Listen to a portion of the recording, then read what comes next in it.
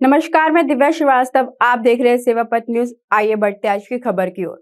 बीते कुछ दिनों से हिंदू राष्ट्र की चर्चा जोरों पर है। कोई कह रहा है कि भारत हिंदू राष्ट्र था, हिंदू राष्ट्र है और हिंदू राष्ट्र रहेगा।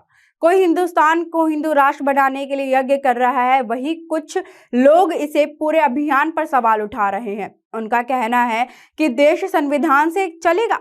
आखिर अचानक हिंदू राष्ट्र की चर्चा क्यों जोरों पर है? इसे लेकर कहाँ यज्ञ हो रहा है? इसके पक्ष विपक्ष ने किसने क्या कहा है? देश में हिंदू राष्ट्र का विचार कहां से आया? आइए आज आपको सेवापथ न्यूज के द्वारा बताते हैं। संविधान में राष्ट्र को लेकर क्या कहा गया है? भारत अगर हिंदू राष्ट्र बनता है तो उसमें अल्पसंख्यकों के लिए क्या है?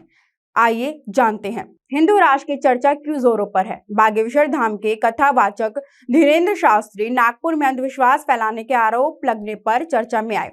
इसके बाद उनसे जुड़ी कई खबरें सामने आई। शास्त्री भारत को हिंदू राष्ट्र बनाने की बात करते रहे हैं।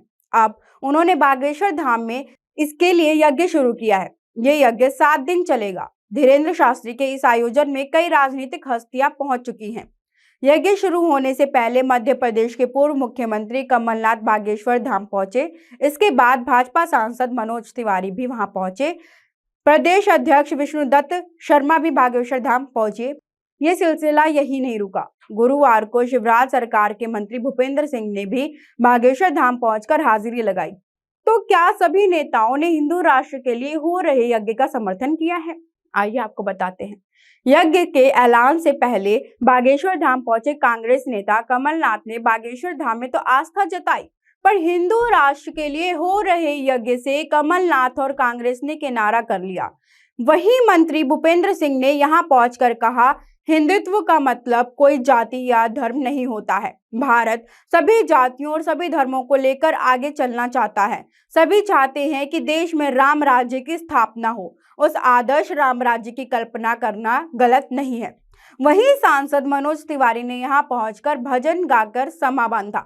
मशहूर भजन गायक अनूप जलोटा भी बागेश्वर धाम पहुंचे। जलोटा ने कहा कि भारत में हिंदू ज्यादा हैं, इसलिए इसे हिंदू राष्ट्र घोषित कर देना चाहिए। कथावाचक से मिलने पहुंचे भाजपा सांसद ने भी उनकी बातों का समर्थन किया। कहा कि पंडित धीरेन्द्र शास्त्री सत्य सनातन को होगी आगे बढ़ाते रहे हिंदू राष्ट्र पर उनके विचार बेहद ही अच्छे हैं।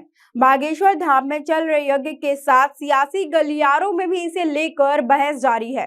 भोपाल से भाजपा सांसद प्रज्ञा ठाकुर ने कहा, सनातन धर्म राष्ट्र धर्म है, राम राष्ट्र है और राष्ट्र राम है, इसलिए सनातन धर्म ही सब कुछ है। ये हमारा देश हिंदू राष्ट्र बनकर रहेगा। प्रज्ञा ठाकुर तो वक्फ बोर्ड की तरह सनातन बोर्ड बनाने की भी मांग करती हैं। क्या ये सही है? उत्तर प्रदेश के मुख्यमंत्री योगी आदित्यनाथ भी हिंदू राष्ट्र को लेकर अक्सर बयान देते रहते हैं। हाल ही में उन्होंने ट्वीट किया कि भारत हिंदू राष्ट्र है क्योंकि भारत का हर नागरिक हिंदू है। उन्होंने एक और ट्वीट में कहा कि भारत हिंदू राष्ट्र था, हिंदू राष्ट्र है और आगे भी हिंदू राष्ट्र रहेगा। इससे पहले 27 जनवरी को योगी आदित्यनाथ ने राजस्थान में कहा कि सनातन धर्म भारत का राष्ट्रीय धर्म है। इसका विरोध करने वालों का क्या कहना है, आइए आपको बताते हैं। AIMIM प्रमुख असदुद्दीन ओवैसी ने हिंदू राष्ट्र को लेकर चल रही बहस पर सवाल पूछा, क्या आप अंबेडकर के संविधान को जला देंगे? जलाकर नया संविधान बनाएंगे क्या? उन्होंने कहा कि हमारा देश एक ऐसा देश है जिसका कोई मजहब नहीं है। इस तरह की बातों पर सरकारें क्यों खामोश है? बिहार के मुख्यमंत्री नीतीश कुमार कहते हैं कि भारत एक ऐसा देश है जहां सभी धर्मों के लोग रहते हैं। इस तरह की बात करने वाले देश को खत्म करना चाहते हैं। हिंदू राष्ट्र का विचार कैसे आया? राष्ट्रीय स्वयंसेवक संघ पर अक्सर आरोप लगते हैं कि यह संगठन भारत को हिंदू राष्ट्र बनाना चाहता है। कहा जाता है कि अपनी स्थापना से ही यह संगठन हिंदू राष्ट्र को पुनः प्राप्त करने के लिए काम कर रहा है। इसके लिए इस संगठन से जुड़े लोग जमीनी स्तर पर काम भी करते हैं। हिंदू राष्ट्र का विचार कैसे आया? राष्ट्रीय स्वयंसेवक संघ पर अक्सर आरोप लगते हैं कि यह संगठन भारत को हिंदू राष्ट्र बनाना चाहता है। कहा जाता है कि अपनी स्थापना से ही यह संगठन हिंदू राष्ट्र को पुनः प्राप्त करने के लिए काम कर रहा है। इसके लिए इस संगठन से जुड़े लोग जमीनी स्तर पर काम भी करते हैं। आरोप लगता है कि इसकी शाखाओं में हिंदुओं की मानसिकता बदलने के लिए काम होता है। ये प्रयास 1925 से चल रहा है। इतिहासकार कहते हैं कि 1925 में आरएसएस की स्थापना के दौर में उस वक्त प्रभावी विचारक विनायक दामोदर सावरकर ने इसके बारे में लिखा है। सावरकर की किताब हिंदुत्व कौन है हिंदू, इसके बारे में लिखा गया है। उन्होंने अपनी किताब एसेंशियल्स ऑफ हिंदुत्व में भी इसके बारे में लिखा है। सावरकर के मुताबिक हिंदुत्व हिंदू धर्म से कहीं ज्यादा है। इस दर्शन को केवल हिंदू आस्था तक नहीं बांधा जा सकता। उन्होंने कहा था कि भारत में पैदा होने वाले मुसलमान और ईसाई 3 आवश्यक तत्व वाला राष्ट्र, देश, जाति, नस्ल और संस्कृति कल्चर को हासिल नहीं कर सकते हैं। ये तीनों हिंदुत्व के आवश्यक तत्व हैं, इसलिए हिंदू ही हिंदू राष्ट्र के हैं, एक ऐसे राष्ट्र के जो प्राचीन काल में भी अस्तित्व में था। हालांकि सावरकर के इन विचारों को लेकर भी इतिहासकार बटे रहे हैं। संविधान के मुताबिक भारत एक पंथ निरपेक्ष राष्ट्र है। संविधान में कहीं भी हिंदू राष्ट्र शब्द का उल्लेख नहीं मिलता है। हालांकि अनुच्छेद 25 में केवल हिंदू शब्द का जिक्र मिलता है। मौलिक अधिकारों के पृष्ठ के ऊपर भगवान राम, माता सीता और लक्ष्मण के लंका में जीत के बाद अयोध्या लूटने का एक दृश्य है।